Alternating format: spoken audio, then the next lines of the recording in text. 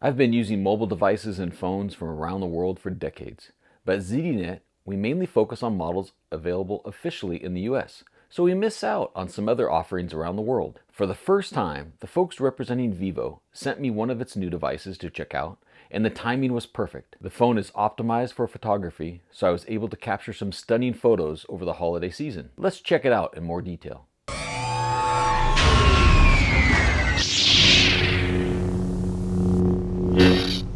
Hello everybody, this is Matthew Miller, otherwise known as Palm Solo, and thanks for visiting the Mobile with Matt YouTube channel. Please consider subscribing and interacting with me in the comments section down below. After at least a few hundred, I really lost count over the number of phones I have tried over the past couple of decades, but I've never tried out a Vivo model. Earlier in December, I was sent the Vivo X200 Pro in black. And even though I have a rather expensive Sony Alpha camera, the X200 Pro captured better photos over the holiday season because it is more versatile without the additional cost of various lenses. This phone is not available in the US, although it is available around the world in various countries. It's just the US still does not have the Vivo brand.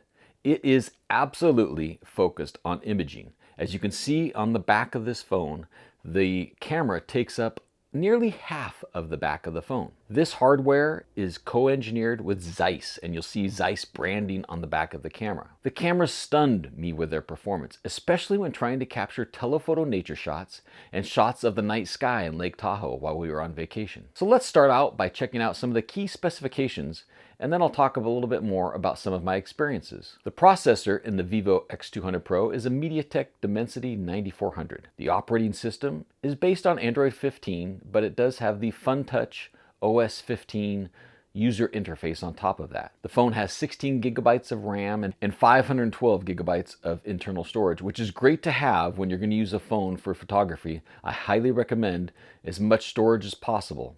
It does have a 6,000 milliampere battery with 90 watts flash charge and 30 watts wireless flash charge, which is their fast charging technology. The lovely display on the front is a 6.7 inch 2800 by 1260 pixels 120 hertz AMOLED. And the cameras, just speaking of the hardware, there's a 50 megapixel ZEISS main camera, a 50 megapixel ultra wide camera, and a 200 megapixel ZEISS telephoto camera. And then on the front, we have a 32 megapixel front-facing camera. It's available in black, titanium, and blue, and I was sent the black model to test out. Measures in at 162.36 by 75.95 by 8.22 millimeters and 223 grams. It's been a couple of years since I've tried out a phone powered with a MediaTek processor, and it is clearly built for performance. I never experienced any lag or anything. I can't really offer an opinion on the cellular performance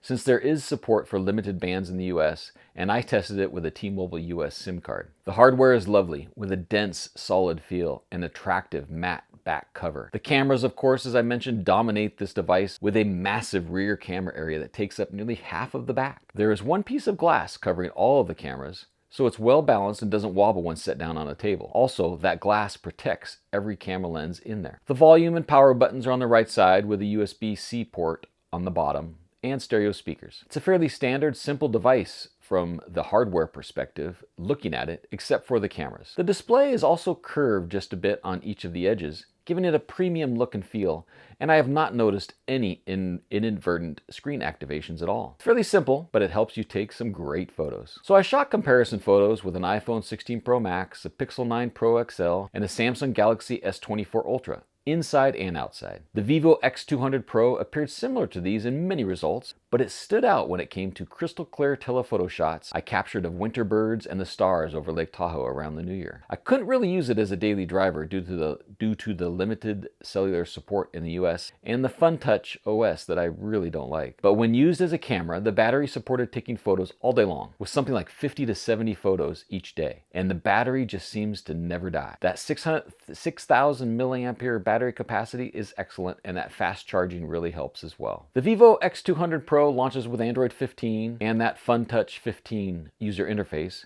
It does currently have the December 1st, 2024 Android security update, so it's up to date. This is now January, so we're pretty close there. The home screen experience is fairly stock, but the control panel is clearly different, and there are several more settings than found on a Pixel phone. And unfortunately, there's plenty of bloatware apps and folders. The Vivo Store and other apps are installed by default too, and it's just kind of hard to get used to an interface like that. The camera software is optimized for the 3 cameras on the back of the phone with plenty of shooting modes, including Supermoon, Stage, time-lapse, and more. While I prefer to enjoy concerts and performances without a phone, millions of people like to stick a phone in the air and capture the experience, in my humble opinion, taking away the experience from others and shooting content that is unlikely to be viewed again and of real little value. Anyway, Vivo understands that people are going to capture this kind of content at performances, so they now have a stage mode. And this is optimized for capturing this type of content by switching to a telephoto super stage mode that captures the video and audio of the stage, as well as zooming in to try to capture the clarity of the experience. So maybe shoot a minute or two with the Vivo X200 Pro and then put it down and enjoy the concert. ZEISS optimization is also provided with a multifocal portrait feature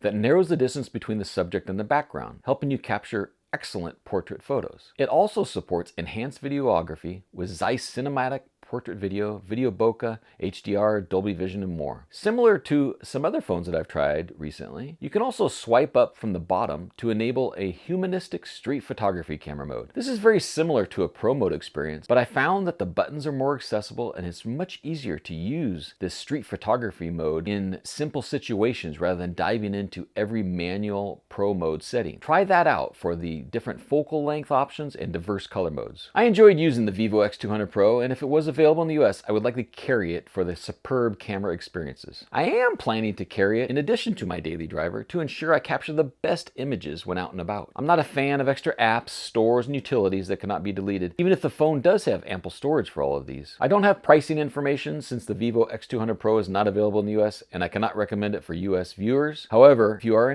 located in an area where it is available, it is certainly a compelling smartphone with the latest and greatest from MediaTek and Vivo. It's hard for me to show you in video and talk about how amazing this phone has performed when it comes to zooming in, capturing some shots. I sat outside on the porch in Tahoe watching these birds and was shooting for about 20 minutes, just waiting patiently for different actions of the birds, and it was amazing to see the closeness and the vivid colors and details of those birds through the camera lens that I couldn't see even with my naked eye. Thanks to Vivo for the opportunity to try out this new stunning camera that happens to have a phone packed inside. It's really a fantastic camera experience, and I look forward to seeing more phones in the US that are available come with this kind of camera technology that's going to take us to the next level and really almost make dedicated cameras obsolete. Thank you for watching. Please subscribe and share. Interact with me here and stay tuned for more coverage of various types of products related to technology and mobility, including e-bikes, wearables, phones, fitness, health gear, and more. And may the mobile force be with you.